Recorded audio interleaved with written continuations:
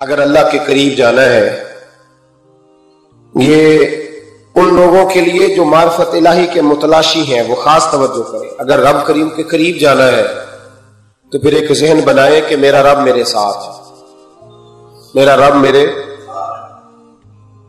نحن اقرب الیہ من حبل الورید۔ اور درویش کہتے ہیں جے میں تینوں اندر جانا تو پھر مقید جانا، جے میں تینوں باہر جانا تے اندر کون سمانا، اندر بھی تو تے باہر بھی تو، وچ بلا کون نمانا۔ پھر تصور کریں کہ اللہ میرے ساتھ ہے۔ حضرت جنید بغدادی رحمت اللہ علیہ کہتے ہیں میں نے اپنے مرشد سے کہا کوئی وظیفہ جو پڑھا کرو، فرمانے لگے جنید پڑھا کر کے اللہ میرے ساتھ ہے اور اللہ مجھے دیکھ رہا ہے، یہ وظیفہ پڑھا کر۔ کیمرے لگا دیے ہر جگہ ہماری گورنمنٹ میں، کہتے ہیں کیمروں کی مدد سے پکڑا گیا، کیمروں کی مدد سے مسجدوں کے دروازوں پہ کیمرے، ایئرپورٹوں پہ کیمرے، ریلوے اسٹیشن پہ کیمرے، بڑے بڑے جنرل سٹور پہ کیمرے، نیچے لکھا ہے خبردار کیمرے کی آنکھ آپ کو دیکھ رہی ہے۔ کیمرے کی آنکھ دیکھے تو لوگ گناہ نہیں کرتے، تو یہ کیوں نہیں سوچتے کہ رب ہمیں دیکھ رہا ہے؟ یہ تصور کیوں نہیں جمتا کہ رب ہمیں؟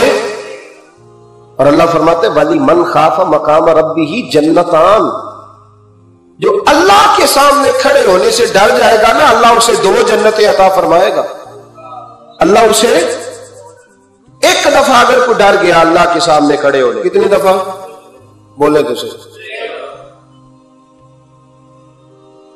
اس پر ہمارے مفسرین نے لکھا ہے کہ کبھی زندگی میں ایسا ہو کہ گناہ پر ہمارا پورا قبضہ ہو گیا ہو، گناہ پورا قابو میں آ گیا، اب کوئی روکنے والا نہیں، تو فرمایا جو اس وقت اللہ کے خوف سے ڈر جائے گا اللہ اسے 2 جنتیں عطا فرمائے گا۔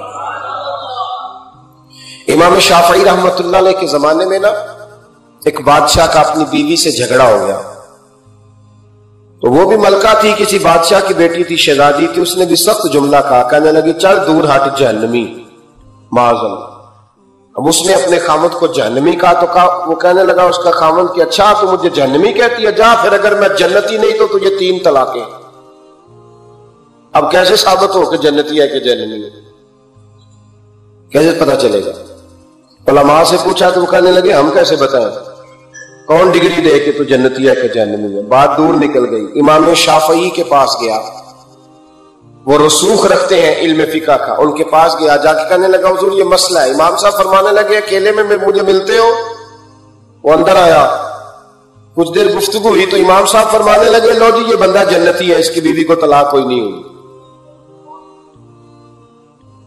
یہ جنتی ہے۔ آپ کو پتہ ہے لوگ فتویٰ جلدی دے دیتے ہیں، کچھ لوگ خلاف تقریریں کرنے لگے کہ بادشاہ تھا تو امام صاحب نے بچا لیا، کیسے آپ نے ڈگری دے دی کہ جنتی ہے جی؟ تو امام صاحب کہنے لگے تم بحث نہ کرتے تو میں بات پردے میں رہنے دیتا۔ سنو، میں نے بادشاہ کو تنہائی میں بلا کے پوچھا ہے کہ کبھی اللہ سے بھی ڈرے ہو؟ صرف اس لیے کہ اس وقت اللہ دیکھ رہا ہے۔ یہ نیت کبھی بندوں سے ڈر کے تو بندے بڑے گناہ نہیں نہ کرتے، کبھی اللہ سے ڈر کے بھی چھوڑا ہے؟ تو بادشاہ کہنے لگا بالکل چھوڑا ہے۔ میری ایک کنیز تھی بڑی خوبصورت، غریب گھر کی ملازمہ، غریب گھرانے کی تھی، ایک دن میں آیا تو میرے کمرے میں صفائی کر رہی تھی، معاذ اللہ میرا اس پہ دل آ گیا، میں نے دروازہ بند کر لیا۔ دنیا کی کوئی طاقت نہیں تھی، میرا اپنا محل تھا، مجھے کچھ دیکھ بھی لیتا تو کسی میں جرأت نہیں تھی مجھے منع کرنے، اور میں چونکہ حکمران تھا، مطلق العنان تھا، کوئی شکایت بھی نہ کرتا۔ لیکن جب میں نے اس کی طرف ہاتھ بڑھایا تو اس نے ایک ہی لفظ کہا، کہنے لگی تو اللہ سے نہیں ڈرتا؟ تو اللہ سے نہیں ڈرتا؟ کہنے لگا کوئی نہیں تھا امام صاحب مجھے منع کرنے والا، کوئی نہیں تھا۔ لیکن جب اس نے کہا تو اللہ سے نہیں ڈرتا تو میں کانپنے لگا، میں نے اس سے معافی مانگی، غریب ملازمہ سے میں نے بادشاہ ہو کے معافی مانگی، میں نے معافی مانگی، پھر میں نے دروازہ کھولا، کہتے وہ چلی گئی۔ امام صاحب کہنے لگے اٹھ میرے سینے سے لگ۔ کہا حضور کیا ہوا؟ فرمایا جو تنہائی میں اکیلے میں ایک دفعہ بھی رب سے ڈر جائے اللہ اسے 2 جنتیں عطا فرمائے گا۔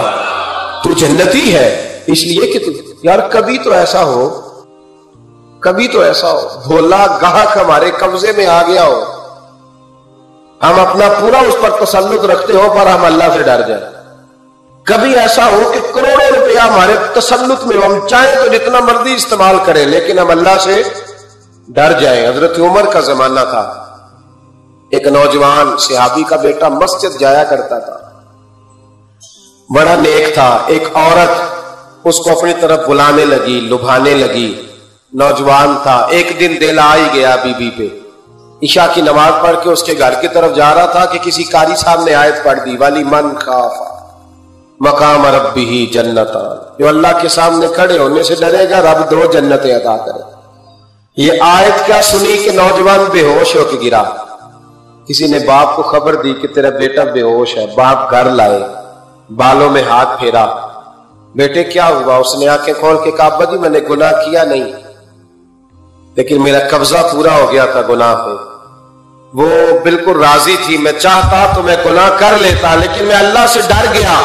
کیا واقعی رب مجھے 2 جنتیں دے گا؟ تو باپ نے ماتھا چوما کا بیٹا اللہ کے وعدے بڑے ہی سچے ہیں، بڑے سچے ہیں. تو یہ تصور کر کے اللہ مجھے دیکھ رہا ہے، پھر ڈر جا، واقعی 2 جنتیں دے گا.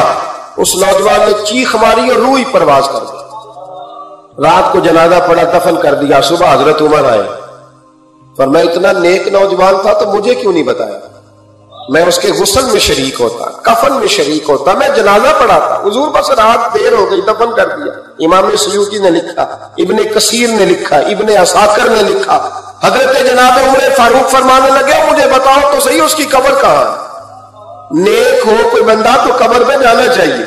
فرمایا بتاؤ قبر کہاں ہے؟ حضرت عمر کو قبر پہ لے گئے تو سیدنا فاروق اعظم قبر پر کھڑے ہو کے فرمانے لگے نوجوان مجھے امید ہے اللہ نے تجھے 2 جنتیں دی ہوں گی. حضرت عمر کہتے ہیں مجھے اللہ کی قسم قبر کے اندر سے بول پڑا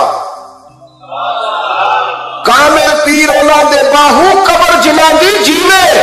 قبر کے اندر سے بول پڑا، کہنے لگا عمر امید والی بات نہیں، میرے رب کے وعدے بڑے سچے ہیں. اس نے واقعی مجھے 2 جنتیں عطا فرمائی، اس نے واقعی 2 جنتیں دی ہے. کبھی کوئی کام تو ایسا ہو جو صرف اللہ سے ڈر کے چھوڑا جائے. ہونا چاہیے کہ نہیں ہونا چاہیے؟ آپ یقین کریں بچوں سے ڈر کے ہم نے بڑے کام چھوڑ دیے، بھائیوں سے ڈر کے چھوڑ دیے، دنیا داروں سے ڈر کے چھوڑ دیے. اور کبھی کبھی میں کہہ دیتا ہوں کہ بہت سارے ماں باپ نے اولاد سے ڈر کے چھوڑا، بہت سارے استاد شاگردوں سے ڈرتے، الا ماشاءاللہ کچھ پیر مریدوں سے ڈرتے. کاش ہم اللہ سے ڈرنا شروع. جب رب سے ڈرو گے پھر کسی اور سے نہیں ڈرو گے. اللہ کا خوف سنوارتا ہے، سجاتا ہے. یہ ذہن بنائے.